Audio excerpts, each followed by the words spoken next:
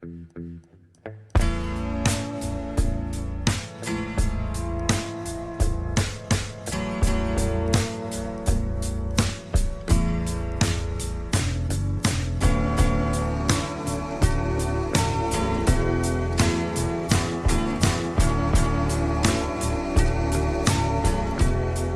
up, witches? You're listening to the Bewitching Hour. I'm your host, Kat, and I'll be dropping exciting episodes covering everything from the history of witchcraft, aliens, the paranormal, ghost stories, and I'm excited to have guests on who have a story to tell, as well as share my experiences and perspective on living life as a modern-day witch. Grab your brooms, because it's about to get real.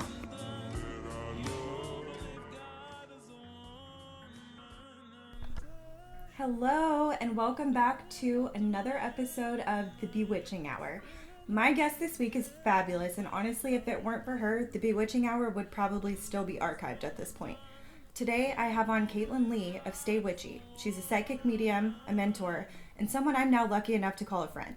She has worked as a mentor under psychic medium Ed Carlton, author of The Psychic Medium Within, The Story of My Awakening, and The Beginning of Yours, for the last some odd years, and I recently took her psychic mentorship class, which we will talk in further detail about. But that's kind of what sparked something in me to get into the podcast world again. I took a pretty significant break from podcasting, like 2 years. And after talking to Katelyn, I felt nothing but inspiration and the drive to just pick up and move forward with my ability, creativity, and so the second coming of the Bewitching Hour was born.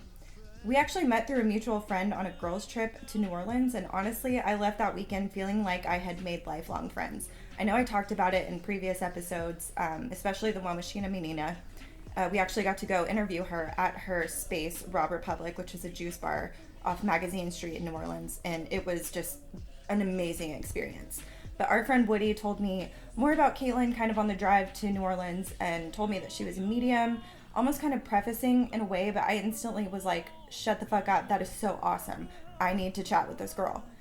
Katelyn really helped me use the empath side of myself to tap into other parts of myself.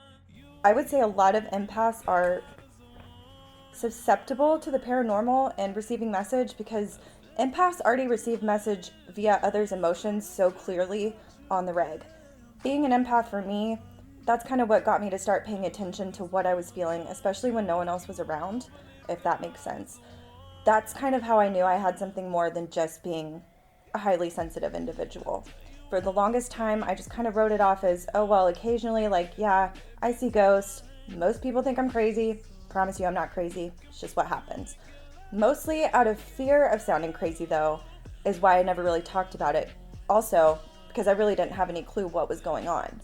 I really owe it all to Katelyn for this, for helping me bring back the Bewitching Hour, for sparking that inspiration, and I'm so excited for you guys to hear this episode. So let's meet Katelyn. Hi, Katelyn. Hi. So we're just gonna jump right into this. So tell me, like, your story. How did you grow up? Like, what was childhood like for you? Were you interested in the paranormal? Tell me everything. Yeah, sure. So, I wasn't necessarily interested in the paranormal, but what I can say is I was always afraid of the dark, even well into like early adulthood. I refused to sleep with the lights off.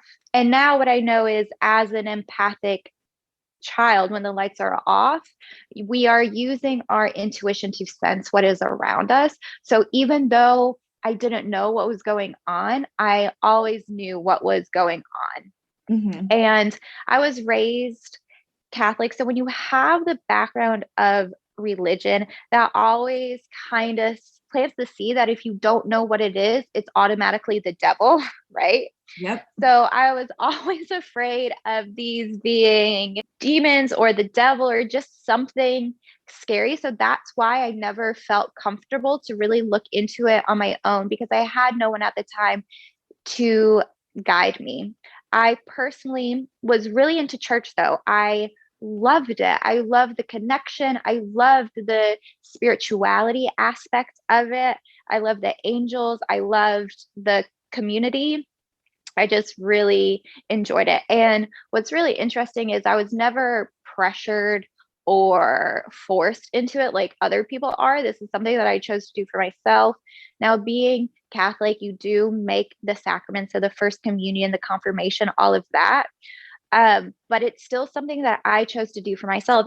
So much so, at one point, I was even considering becoming a nun. Like, that's how into it I was.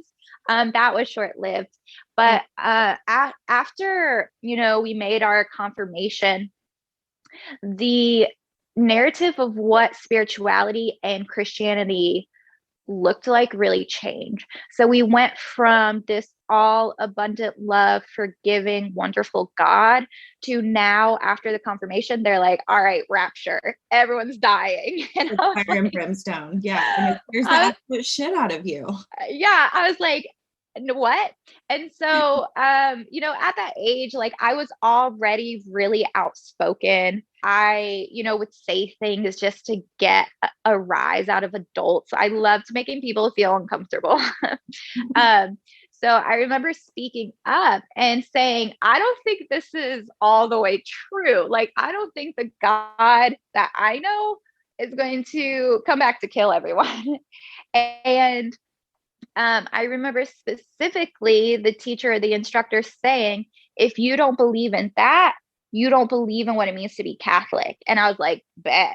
And that was the last time I went to a Catholic church. Very last time. Experience. Yeah. They do terrify you with that. I mean, yeah. So my brother went to a Episcopal like preschool essentially. And so during the summer I would go there for like day camp or whatever. And I remember like one of my friends that I had made, her mom was one of the preschool teachers, and she told me about like Jesus coming back.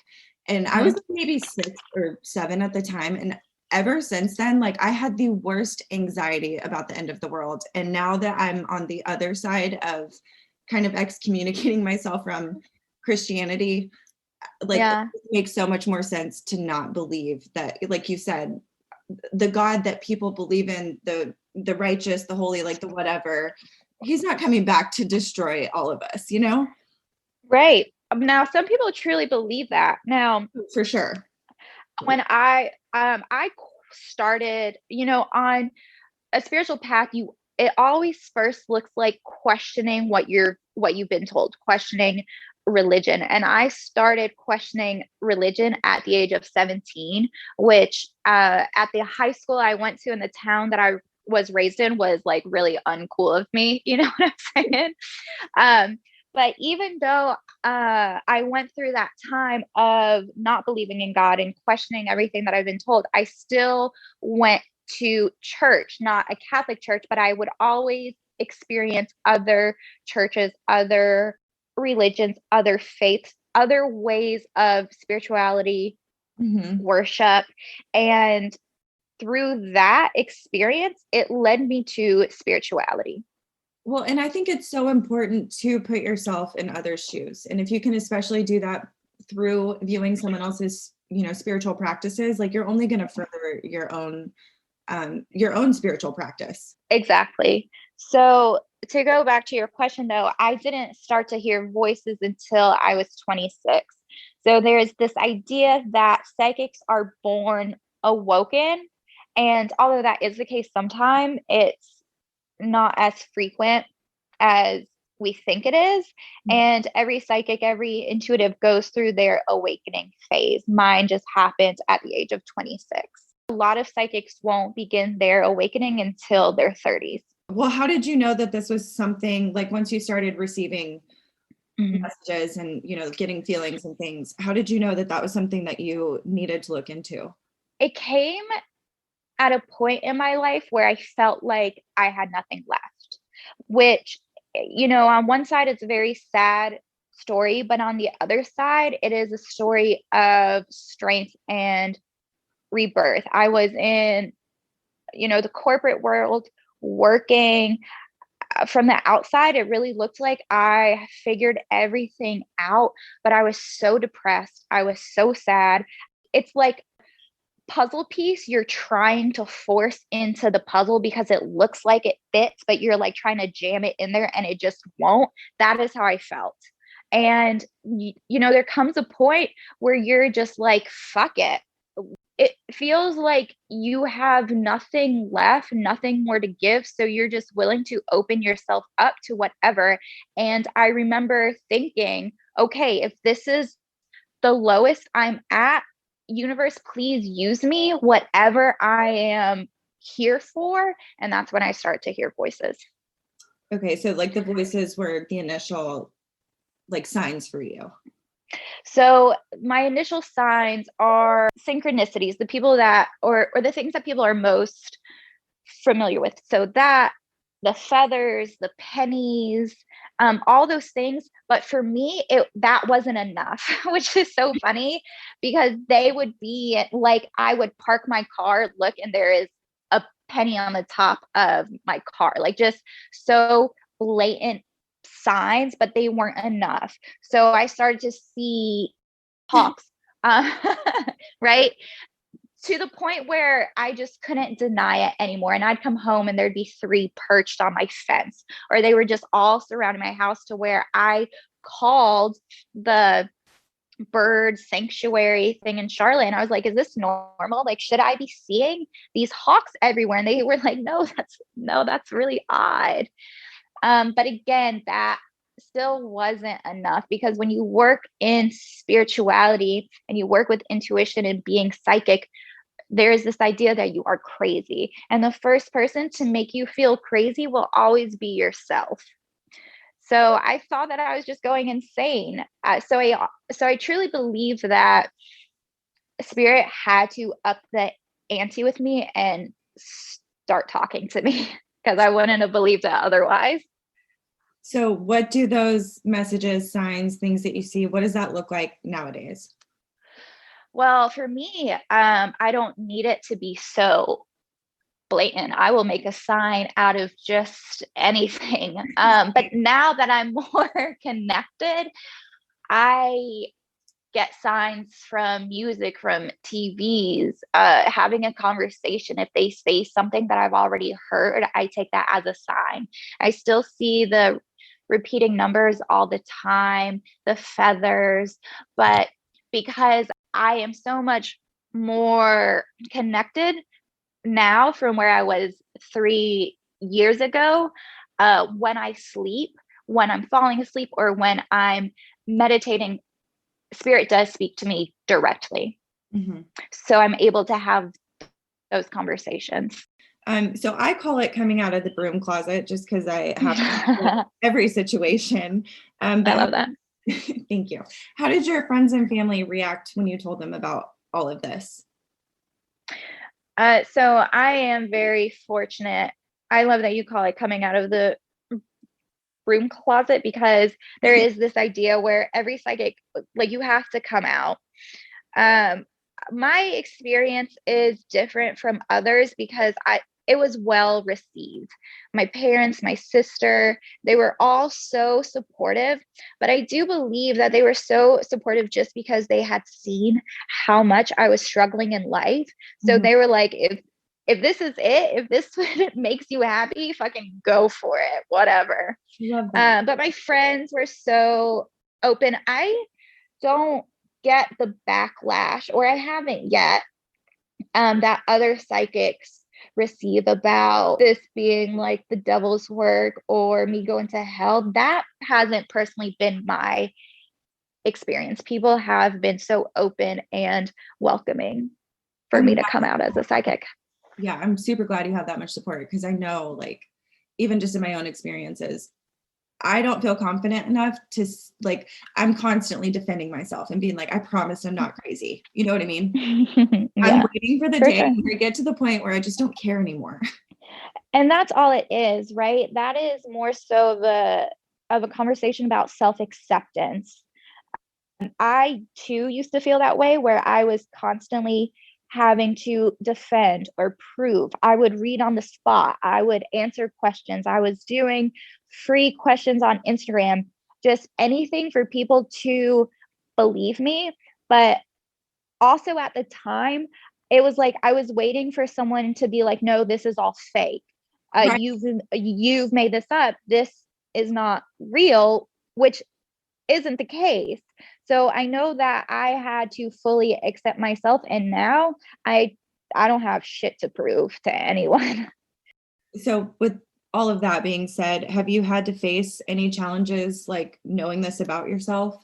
The challenges I've had to face are the myths about the industry.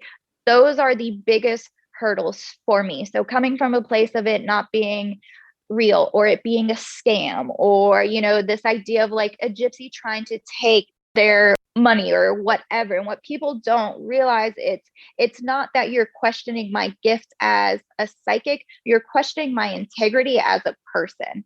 And so for me, that has been one of the biggest hurdles to jump as far as working professionally. Sure, because then that's personal. Right.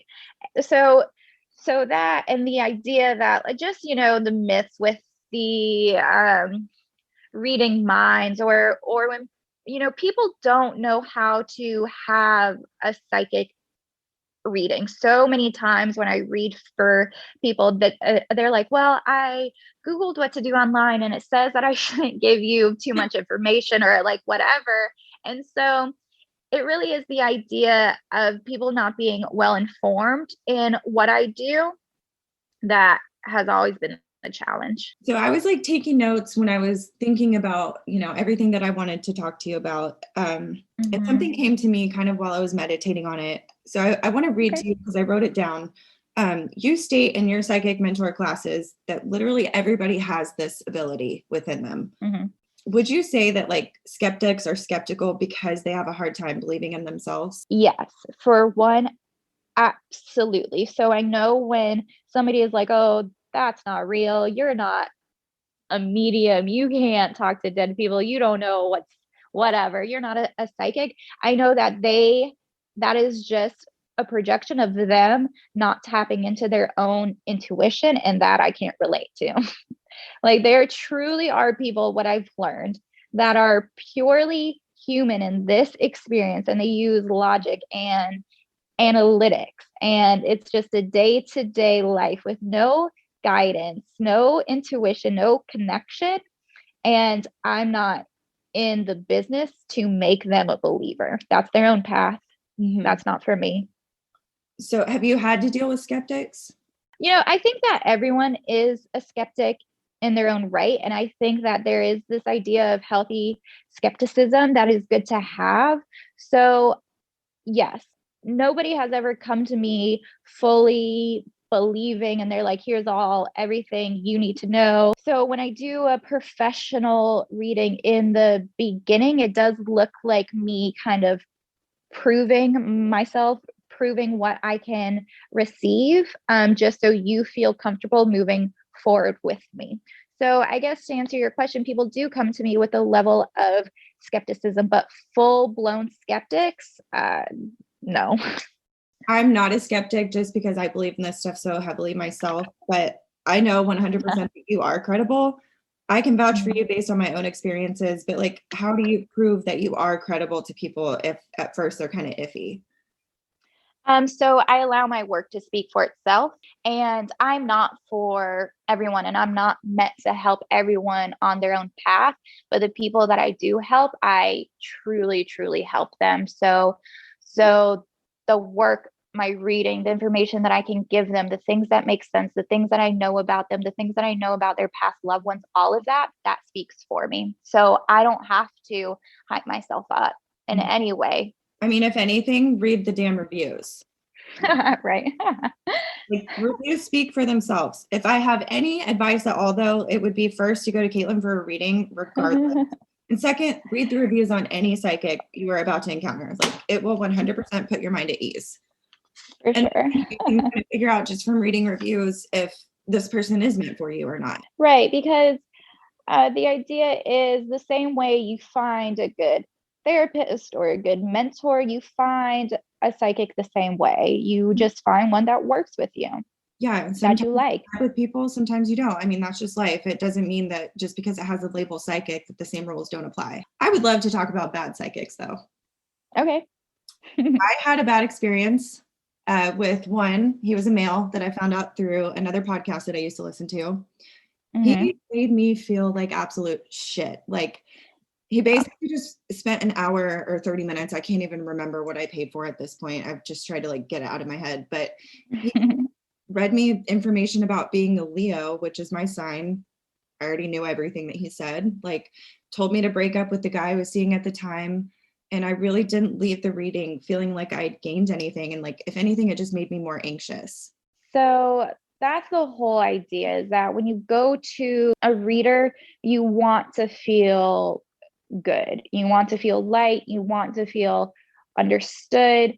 Even if I don't give you the information or the answers you are looking for. That's why we say spirit tells us what we need to know, not what we want to know, but it is still up to me to make you feel good about the information I have given you. Mm-hmm. So if you leave a session feeling like shit, feel like you've energetically been hit by a bus, that's just a sign that it's not for you, and you should use your intuition and your discernment when it comes to the information that you received in that reading. Yeah. And I had, talked to other people that also had readings with him. And it was like Mm-hmm. the same story for every single person, like just very repetitive, basically told them about their sign and told them to leave their boyfriend or leave their job. And I mean, Yeah. just the repetitiveness of it all seems so sketchy anyway. I try to make sense of it this way. Like, there are truly people in the industry that I work in that want to help people. And when you have found a good psychic, but then there are also people in this industry that feed off of fear, and they do it as a way of job security. And when you meet one of them, you will also know. The truth is in how you feel with so many things. Mm-hmm. Yeah. I mean, you can trust your intuition and figure so many things out. I mean, that's just something that I've learned from being a sensitive person. Time for an ad break. I recently took Katelyn's psychic mentorship class, and if there's anything I can recommend to you if you are interested in strengthening your own psychic abilities, a program that is somewhat tangible but so productive and enlightening, it would be Katelyn's program. Honestly, I discovered parts of myself that I forgot existed, and the dreams you have and the messages that you receive are so vivid and interesting throughout the whole process because it entails meditating, focusing on your intuition and third eye abilities, and a lot of journaling, but it's so worth it.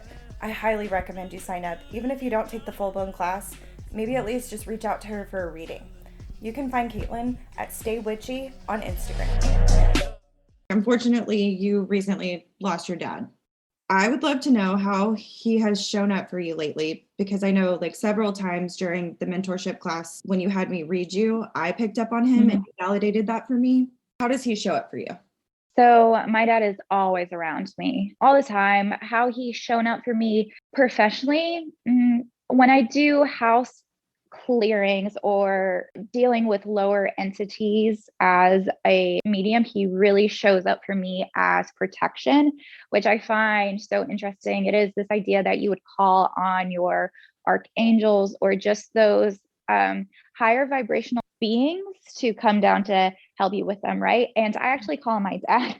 Like, he does not play when it comes to me. And Ed, who was my mentor, him and I went to a house to clear because they had this really awful energy in there. And this is a spirit of a man who truly believed that women were second class and that women were meant to walk behind men, and just like so nasty. So when I came into the house to clear him, it was like he just fully on started to attack me. And my dad, I started to feel behind me because that's where he stands.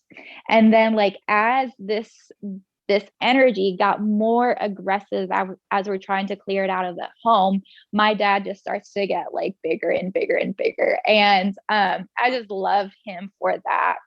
But truly, my experience with losing my dad and how it's helped me professionally is death had always been a form of business for me, right? Like, it was just a matter of fact. And losing him, it really humanized me. And now when people come to see me for the mediumship work and I open up the conversation and I say, what questions do you have? Or, is there anything I can help you understand through the connection? And they're like, no, I mean, I don't know. I don't know. I get what they mean now. And they just want to feel that energy. They just want to know that they're still around, that they're still here, that I can pick up on the personality of the person that they've lost. And it's understanding grief and like what it means to really lose someone. And I now consider them like a great loss.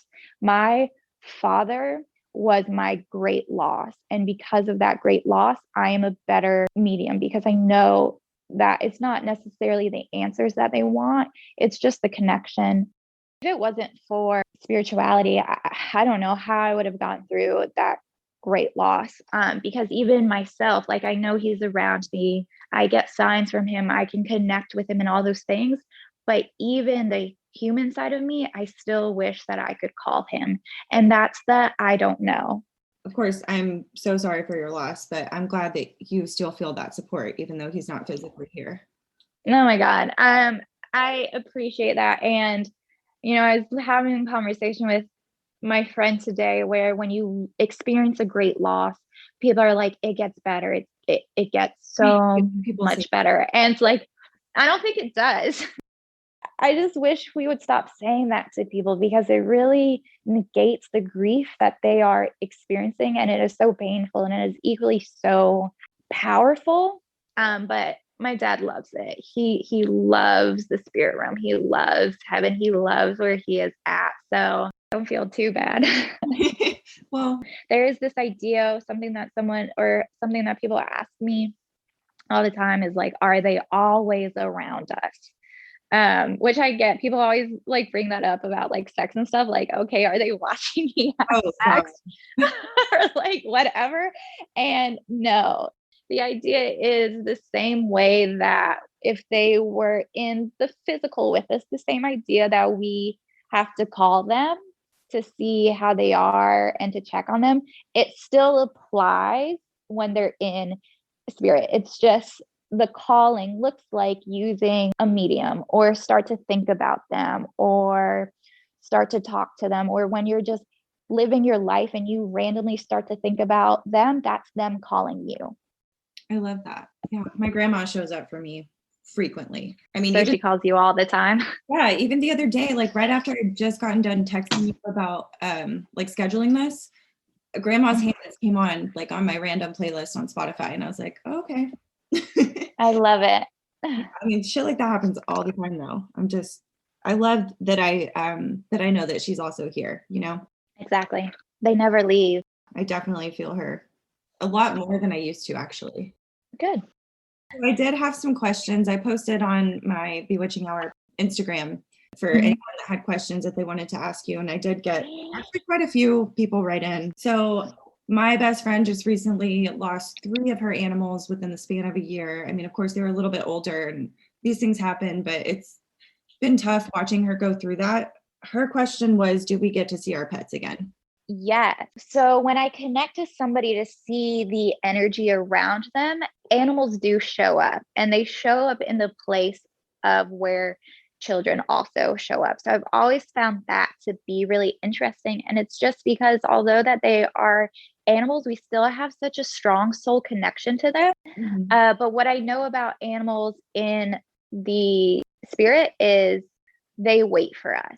So the idea is they cross over, right? We call it the rainbow bridge because we need to call it that to give us some sense of like comfort.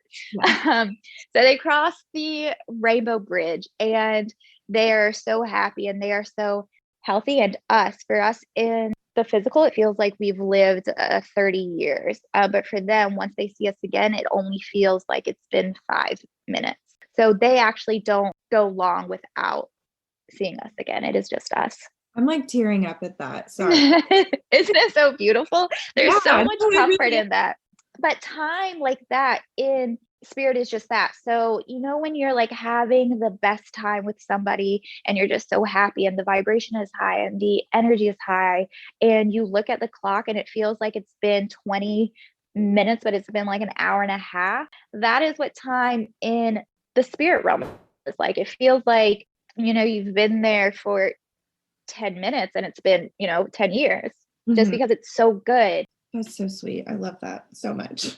What is your scariest ghost encounter to date? Ooh, so I have a pretty high caliber of what's scary, but a time that I really felt afraid.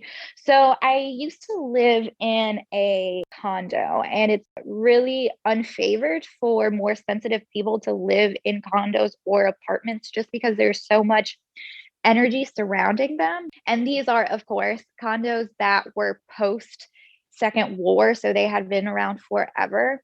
And I had a lot of ghost encounters in that condo, but one that truly, truly scared me, because I really see ghosts. They wake me up out of a sleep.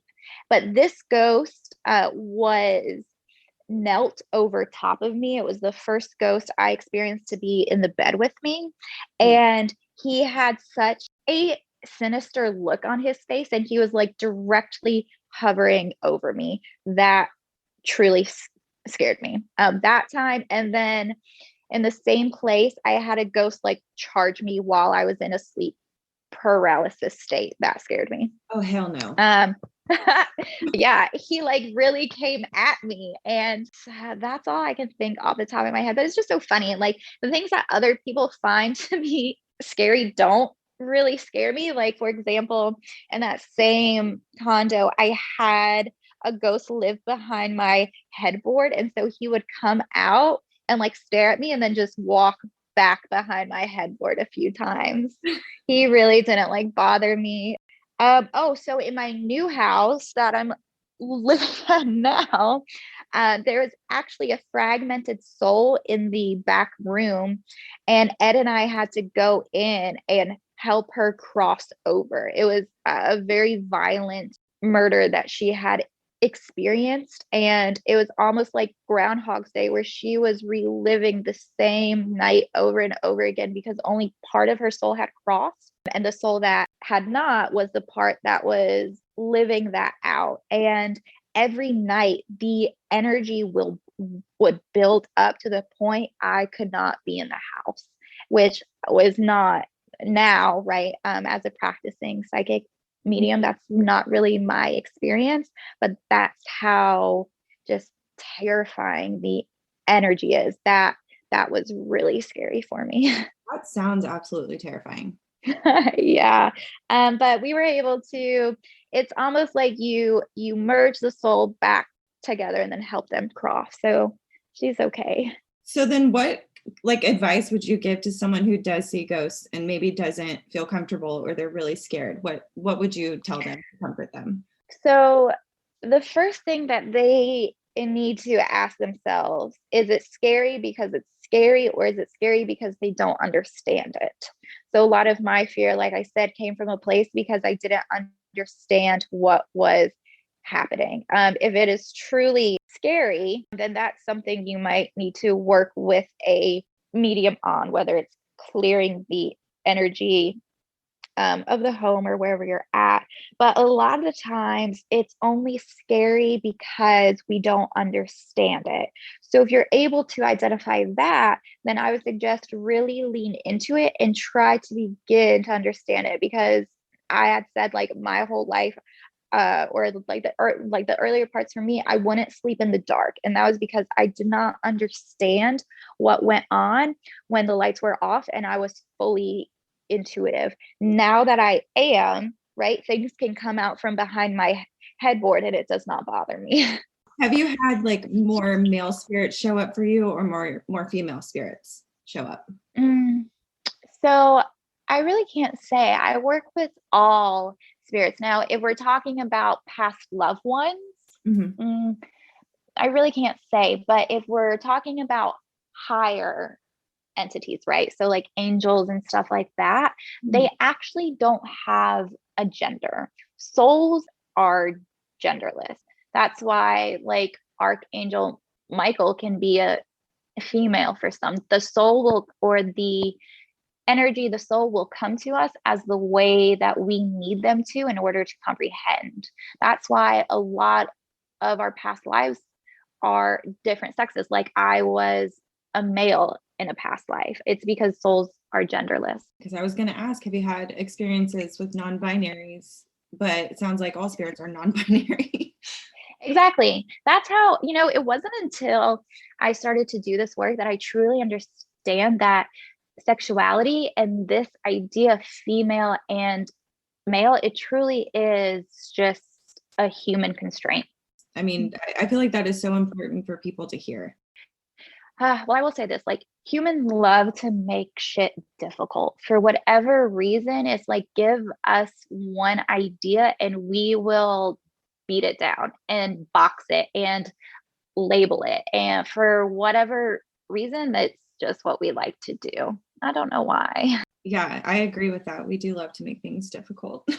Do you ever speak to Jesus, the apostles, Mary, Joseph, like the figures tied to more Christian religions? So I have not. Jesus will come to people as an ascended master. My ascended master, when I saw her, she looked like a little Japanese woman.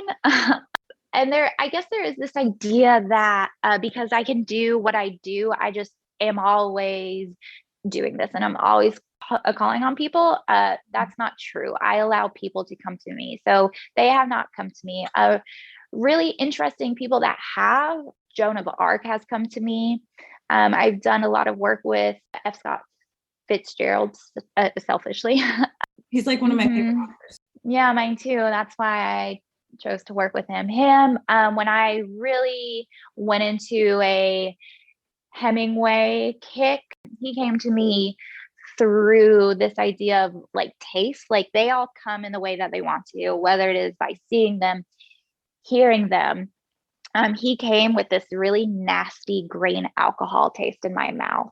I've connected to John Lennon before he comes, as you would expect, through music. You like hear him first before you actually hear him. Katelyn, this is so weird. I'm obsessed with Key West, which is where Hemingway lived, and I have a John Lennon. Oh yeah, I love that. Yeah.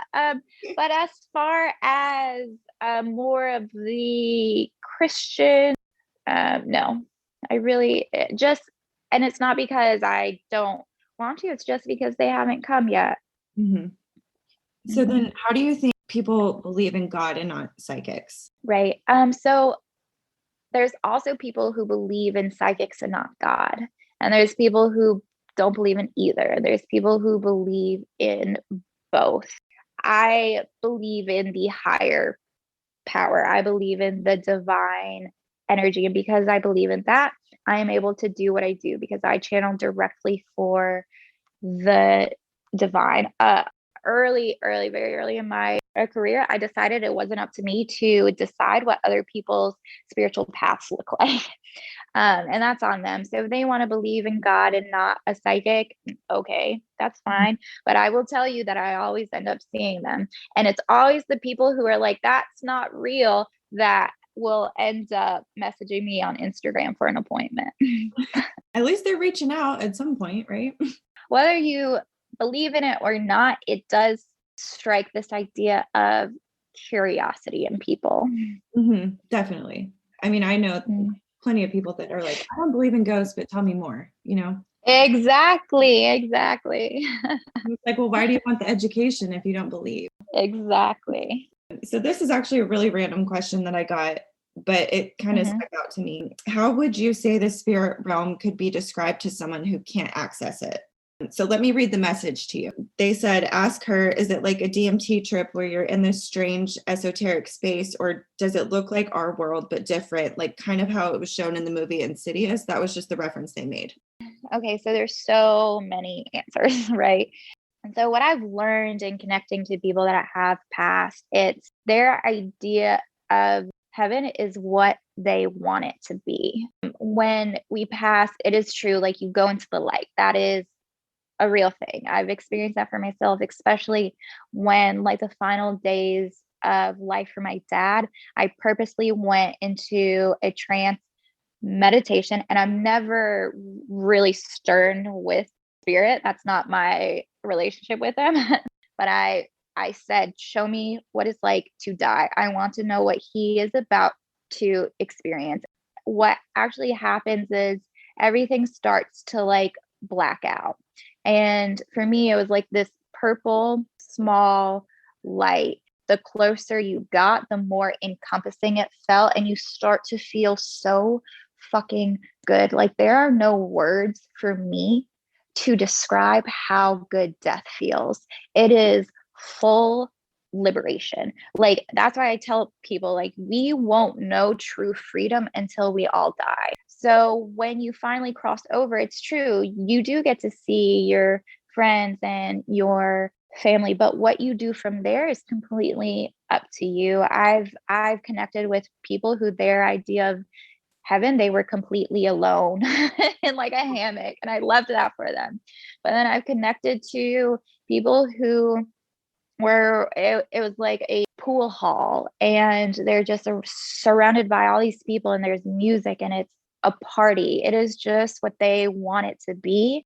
Heaven is so, or the spirit realm, it is so good. I make this really tasteless fucking joke that we have to come back forgetting what it was like, because we would all be killing ourselves to get back. We love human life, and the spirit realm is so good that after a while it gets boring. And that's why we come back, because we want those highs and the lows. We want the, the excitement. We want the lessons, whatever, because the spirit realm is so good that it almost gets boring. And I make the analogy like this, like human life is when you're just constantly spinning in one of those like carousel doors, and you're constantly spinning. And some days you're like, oh my God, I love this shit. This is so fun. And then you're like, oh, I hate this. When is this going to stop? And then you're like crying, and then you're laughing, and you're going through all of these emotions, and then it stops. And then on the outside, you really get to breathe, and you really get to settle, and you get to reflect and think about all the things that you've experienced and learned. And it's just a break. And then after a while, you're like, all right, I'll do it again. I mean, I used to be terrified of dying. That's definitely, I think, with age gotten better. Because I have a different relationship with death. When I ask people, what's the worst that could happen? And they're like, well, I die. And I'm like, but that's fucking great. Like, death is so good. So if the worst thing to happen is actually the best thing that you'll experience, you have nothing to lose. Everything to look forward to. Exactly. When you're doing these readings, how much more is revealed to you than what you inform your clients of? Like, are you ever selective in anything that you tell them? Yes and no. So what they need to know, they will leave knowing. It is a matter of how do I give them the information. And I can only meet someone where they're at. Like if somebody is more analytical and human and logical, I'm not going on a spiritual trip with them. I'm going to give them the information they need in a logical, analytical way. That is the art of a psychic reading. I can channel, I can, tell you what spirit wants you to hear, wants to say, but it is up to me to make sense of it for you. And so that me making sense is me just meeting them with where they're at. But people leave always knowing what they need to know. Now, if somebody isn't ready for the information, and I think that it won't do them any good of knowing if they received the message without the deeper understanding, I will leave that out until they're ready. That's right. And that's why we have this idea. You don't ask a psychic the question you're not ready to get the answer to. I tell people all the time, like, the reading should look like a conversation where you speak up, you ask questions, you ask for clarity, whatever. It just so happens that as you're having this conversation with me, I am pulling information from spirit. For people who are more interested in what it is that you do, so you offer your mentorship program. That is, though, you would have to reach out to me directly. That is not something that I offer just to everyone. Okay. I have like my own personal like vetting process. What does the program look like to somebody who is new to this? there's a reason why I call my program intensive, because it is. It is 18 days intensive programming for you to connect. It is 18 days of guided meditations, of journal prompts, and we just get right into it, right into the shadow work. We might as well, right? Because that is where your psychic ability lies, in your idea of shadow and what you know about yourself and the things that you're too afraid to understand about yourself. That's what connects you to the divine. So I just rip the band-aid off. But the guided meditations are created intentionally to activate all intuitive senses and clairs, because I need to see as a mentor how you're going to receive from spirit to start out with. And then there's calls where you get to practice with me, and that's always fun. It kind of like makes the shadow work more enjoyable, because you get to see the benefit of doing all that uncomfortable work. That was probably my favorite part of it, because I felt really like the time you were like, yeah, that's exactly right. I would be like, hey, I'm good at this. I mean, that's why I say, like, everyone has this ability of psychic ability. Now, does everyone have the ability to do mediumship work? No. But I don't think everybody wants to do that. Oh, no. I mean, it's kind of a blessing and a curse. Like, I wouldn't wish this upon anybody, but I'm like, for a day, it'd be cool for you. Oh, I like fantasize about assimilation, or whatever they're called, where like people could put on like goggles and a full suit or something, so they can really know what it feels like to receive intuitively, because it's not like a voice of some colonial man telling you secrets. That's not what it looks like. Now, it can, that has happened to me before. It can, but it's so much more. It's like physical sensations. It's thoughts. It's like specks of light in the corner of your eye. It's so many things that go into doing what I'm able to do it, and I have no way to explain it. So on my best day of fantasizing whatever, I think about what that would look like for other people to understand, like some sort of AR situation. That would be so cool. right? So this is completely off topic, and I'm like, we're winding down, so I'm just gonna kind of throw this out there. So I was watching Real Housewives of Dallas. Don't make fun of me, but no, it's okay. We just did a whole episode where they had a shaman come in and do like a ceremony for them to try to get their friendships to be better again and that kind of thing. One of the women on the show kind of threw a fit about it, because she was like, if you receive messages, it should be through the word of God or the eyes of God. Like, she just kept relating it back to her Christian beliefs. Yeah. At first, I was so irritated, because I was like, okay, I get that you're on a TV show, but why would you show up to something like this and open yourself up if you were just going to be nothing but judgmental? Well, first, a paycheck, right? Because don't they get paid for that shit? Well, yes. One. Exactly. What's so funny though, in my experience working as a professional medium, the idea that, like, so for example, when I begin to channel for somebody and they show me that they were actually afraid to die and that they kind of lingered for a little bit, I know that they were religious. It is always the more religious people that are afraid to die. And I find that to be so interesting, because so once I get that cue, and sometimes it looks like them just like looking at their own physical body, I'm like, so grandma liked to go to church. And they're like, oh my gosh, she was there all the time. And I was like, I know. And of course I don't say it's because grandma was afraid to die. I know, but that is the truth. Religion can be such a beautiful thing. Although I do not identify as one religion, I will say that I am all of them, because I find them to be all so beautiful. But they can be very limiting, and they can be very fear-based. And I hate to see it as the basis of fear, because that's what we see so often. And that's kind of what I picked up on. I know it's a TV show and that sounds absolutely insane, but I felt her fear. And then they kept recapping from previous seasons or previous episodes where she was like, I've seen ghosts since I was a little girl. So it's like, yeah, that's okay for you to talk about, but yet you can't go observe somebody else's beliefs and just be like, chill, Yeah. I don't know. Yeah. I digress.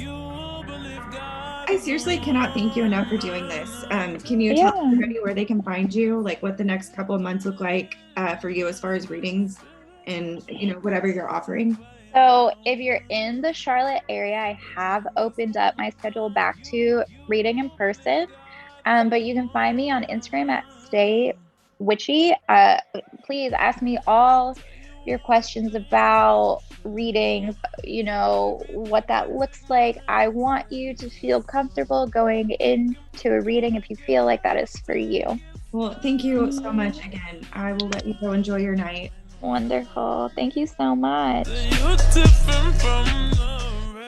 I hope you guys enjoyed this episode with Katelyn, and I did just want to close out with a quick note. Katelyn's little sister Alexis also has her own business doing lash extensions. She's amazing. I have been following her lash page on Instagram, and I'm just so impressed and wish that I lived in North Carolina so that she could help me out. But her Instagram is at Wispy Witch Lashes. If you guys are ever in the Charlotte area, reach out to her to get your lash extensions done. And again, reach out to Katelyn even if you don't live in the Charlotte area to do a reading. You can find her at Stay Witchy on Instagram. Thanks so much for listening. See you next time.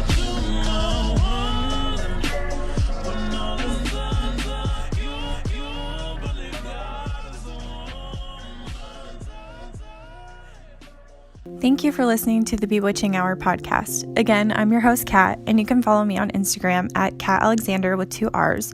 You can follow the Bewitching Hour's Instagram at Bewitching Podcast. And please, don't forget to rate me 5 stars and leave a nice review. In perfect love and perfect trust, until next time. She was just a wish. She was just a wish. And her memory is all that is